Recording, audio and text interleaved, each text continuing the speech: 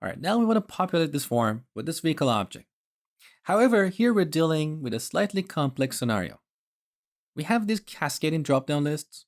So what we have in the model drop-down list is dependent upon what we have selected in the make drop-down list. We also have these features that are rendered dynamically. Now, in order to display the vehicle data in this form, first we need to get all the makes and models as well as the features. So the form is in the right state, and then we can display the vehicle data here. How do we do that? So here in ng-on-init, this is where we have the call to get makes and get features.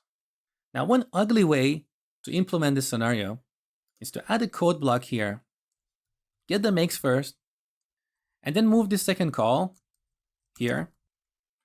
And then once we get the features, make a call to get vehicle. So what you see here is we end up with a lot of nested blocks. And the more complex our form gets, the uglier this structure will look like. So let me show you a better way. Here we're working with observables. And with observables, we can send multiple requests in parallel and subscribe to the result when all these observables are complete. So here in ng-on-init, I'm going to call observable.forkJoin. Now first we need to import the observable type from RxJS. Next we need to import this operator, but my auto import doesn't work for this scenario, so we need to come here and add import RxJS, add observable fork join. Now here we can pass an array and put multiple observables. So here's the first observable to get the vehicle. I'm going to cut this from here and put it in this array. Now let me temporarily comment out this code. Here is the second observable. We want to get the makes. So cut, and I'm going to put it here. The order doesn't really matter because all these requests are going to go to the server in parallel. Once again, I'm going to comment this out. And finally, this is the third observable to get the features. So I'm going to put that here as well. Now, when all these observables are complete, we subscribe to them. And here we get data, which is an array that includes all the results from our observables. So here, the first observable is for getting the makes. And then I can set this.makes to data of 0. Similarly, I'm going to set this.features to data of 1.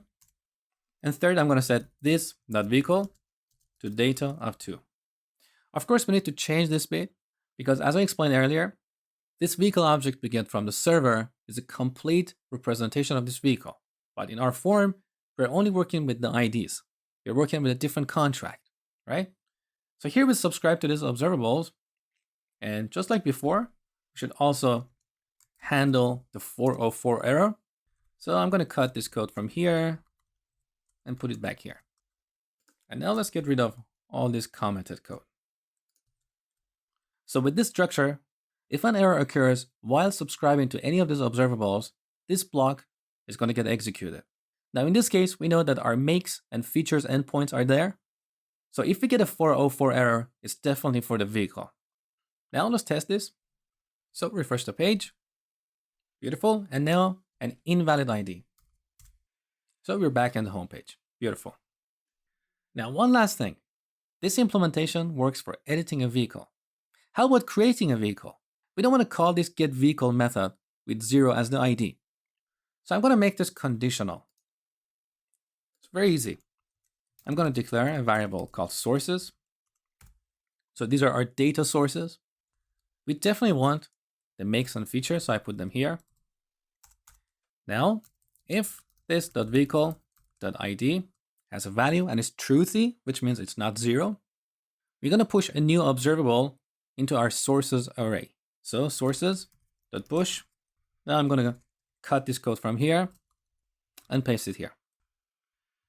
Finally, as the argument to fork join, I'm going to send sources. Now, when we get the result, similarly, we want to check for the ID of the vehicle.